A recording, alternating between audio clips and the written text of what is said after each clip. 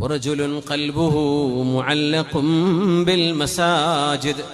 7 വിഭാഗം ആളുകൾക്ക് അല്ലാഹു അർശിന്റെ തണൽ കൊടുക്കുന്നു പറഞ്ഞു. 7 വിഭാഗം ആളുകൾ. ഇമാമുൻ ആദിലുൻ, നീതിമാനായ ഭരണാധികാരി. വറജുലുൻ തഹാബ്ബ ഫില്ലാഹി ഇജ്തമാ അലൈഹി വതഫറഖ അലൈഹി, അല്ലാഹുവിന് വേണ്ടി സ്നേഹിക്കുന്ന 2 ആളുകൾ. അല്ലാഹുവിന് വേണ്ടി, ആണും പെണ്ണും അല്ലേ, ഹറാമായ ബന്ധങ്ങളല്ല, അല്ലാഹുവിന് വേണ്ടി സ്നേഹിക്കുന്ന സ്നേഹബന്ധങ്ങൾ. ഇജ്തമാ അലൈഹി വതഫറഖ അലൈഹി, അല്ലാഹുവിന് വേണ്ടിയാണ് അവർ ഒരുമിച്ച് കൂടുന്നത്, അല്ലാഹുവിന്റെ പൊരുത്തത്തിന് വേണ്ടിയാണ് അവർ പിരിഞ്ഞു പോകുന്നത്. അങ്ങനത്തെ 2 പേർ.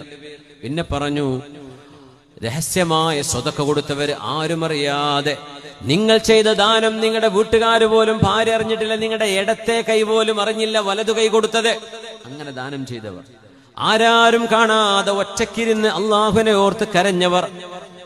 വ്യഭിചാരത്തിലേക്ക് ഒരു സുന്ദരിയായ പെണ്ണ് നിങ്ങളെ ക്ഷണിച്ചപ്പോ, വ്യഭിചാരത്തിലേക്ക് ക്ഷണിച്ചപ്പോ, ഇന്നി അഖാഫുല്ലാഹ്, ഞാൻ അള്ളാഹുവിനെ ഭയപ്പെടുന്നു എന്ന് പറഞ്ഞ് പിന്മാറിയവൻ.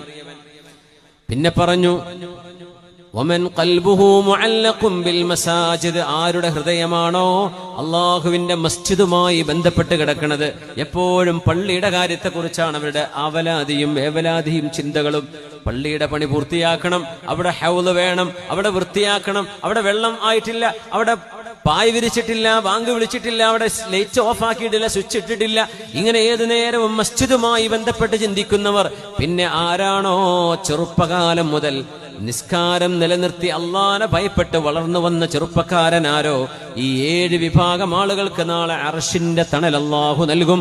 വിചാരണയ്ക്ക് വേണ്ടി ഒരുമിച്ച് കൂട്ടുമ്പോ സൂര്യകോളം പോലോത്തത് തലക്ക് തൊട്ട് താഴെ വന്ന് അടുത്തു നിൽക്കുമ്പോ, വിയർത്ത് വെന്ത് നുരുകുമ്പോ അർശിന്റെ തണൽ നൽകാൻ 7 വിഭാഗത്തെ അല്ലാഹു തെരഞ്ഞെടുത്തതിൽ 7 വിഭാഗത്തിന്റെയും പ്രത്യേകത അറിയണേ.